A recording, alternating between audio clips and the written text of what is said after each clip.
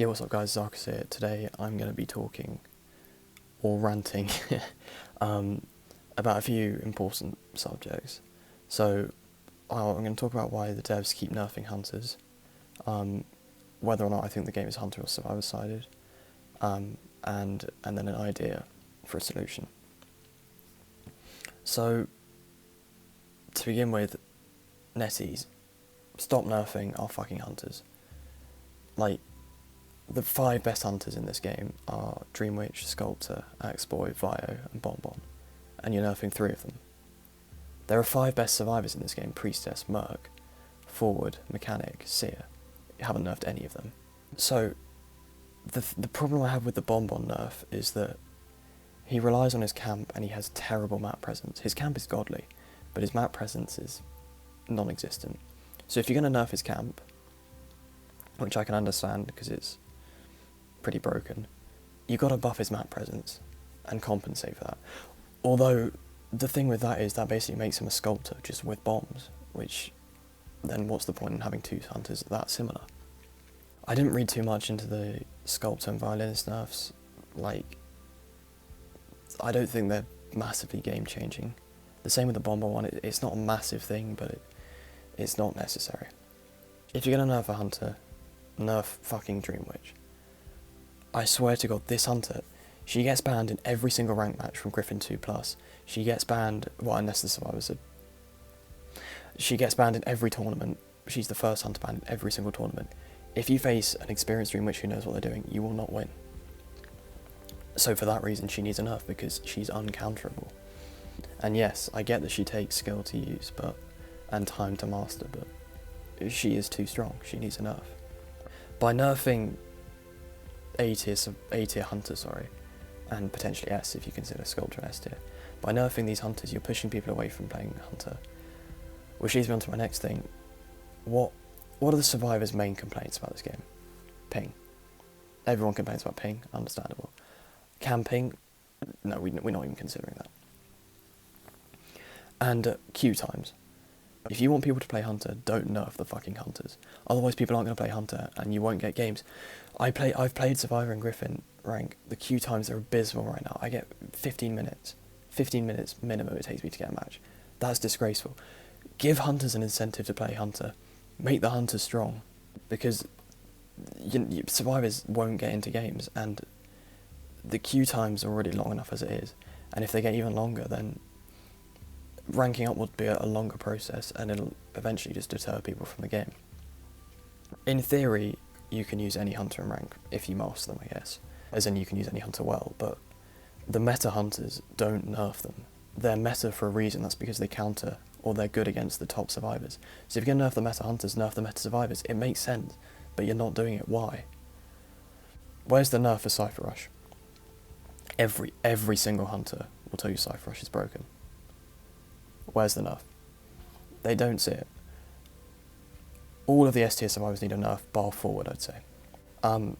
My friend Eric, through the influence of an iAlien video he must have seen, I don't know when, but because I haven't seen the video, but he's got a concept which could potentially nerf all these characters indirectly, which he sort of came up with, and I'll explain that later. Is the game hunter or survivor sided? It is survivor sided. I'll read out what I've written down.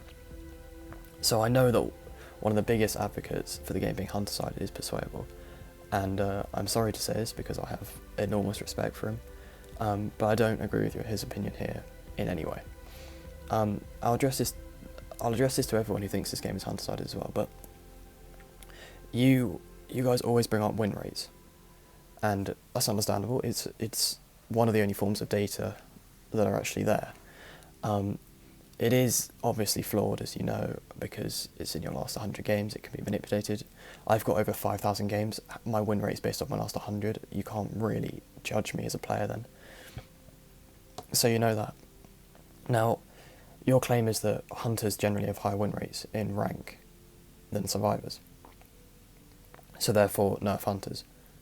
Okay, I can see that, but then, going off that same logic, Ripper and Gamekeeper need a nerf because the top 100 hunters who play, as in A badge, rippers and gamekeepers, have a higher win rate than survivors. Do they need a nerf? No, they don't, and you know they don't. They're getting buffs as well, which is the thing. Priestess, 60% of Priestess users have a win rate under 50%. Does she need a buff? No, she doesn't. So win rates don't really tell the full story. A 4-man Griffin team comp that rank together regularly can easily have a win rate of 60, 70, 80. Like in season 12 or 13, I think it was, I ranked with 4 people, as in us 4, quite a bit, and we all had win rates 90, even 80, 70. Mine was like mid-70s. So, and my win rate is often higher for Survivor than Hunter. Now, the other thing you can look at is the pro leagues. These are the leagues these are the absolute best of the best in this game. These guys get paid to play Identity. And the Survivor win rates for this are 50, 60, 70%, whereas the Hunters are 30, 40, 50. But these players are comparable because they're literally the best in every category in the world, really.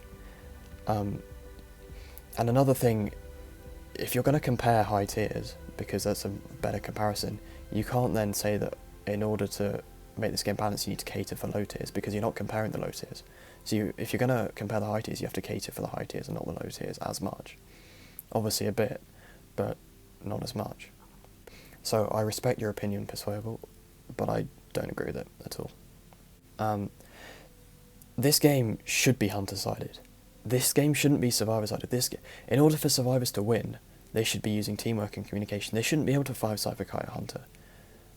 It's about teamwork and communication. So this leads me on to the theory that my friend Eric came up with. It's just a concept, and it would be interesting to see what everyone thinks about it. Obviously, he's got some influence from iAlien, he told me, so credit to both of them on this. To begin with, nerf Dream Witch, straight up. Nothing else to add to that. Okay, so the main idea isn't to nerf really certain survivors, it's to nerf team comps. And what I mean by this is that rescuers have replaced kiters in the meta, which defeats the point of kiters since rescuers have better abilities, they can rescue, and they only have like, 10, 15, 20% decoding debuff. I'm talking about First Officer 20% decoding debuff. Gravekeeper, I think it's 15 or 20. That's not much of a decoding debuff, particularly when their abilities are so much better than Kiter's abilities. So here's the theory. There's 3 types of characters. There's kiters, decoders, and rescuers. And the team should get punished based on how many of a certain type of character they use. For example, if a team comp has 2 characters classified as kiters, the whole team should receive a 10% decoding nerf, and this nerf should be doubled if there are 3 kiters. So you'll see by the rest of this that this will encourage people to play kiters. If a team has 2 rescuers, then the whole team should receive a 15% decoding nerf, and doubled if there are 3 rescuers. And if a team has 2 decoders, then the whole team should receive a 20% decoding nerf, doubled if 3 decoders. The point is, the survivors are going to get a decoding nerf, whatever happens. Since those are the 3 types of characters they can choose from, they have to choose which decoding nerf they want, which will bring back kiters into the meta, because Perfumer's fallen off. Magician fell off a while ago. Acrobat never really got there. The meta survivors right now are all rescuers, really, apart from Mechanic, who's a decoder, and Seer, who's, I guess, a kiter, but he sort of buffs the whole team. So the idea is to bring kiting back into the meta and to punish teams that play double rescue or decoder, for example, Mech Prisoner, Merc Forward. Another reason a single rescue is good is because it puts pressure on that rescuer. So assuming the rescuer's Merc, if the Merc messes up the save, the team lose. The team are likely to lose. So it puts pressure on him, rather than him just being pretty happy-go-lucky going in for the rescue and knowing he can fall back on a Gravekeeper or an Officer if he does fail the rescue. Along with this, we won't see a team comp of Merc, Forward and Priestess anymore, because the nerf will be ridiculous.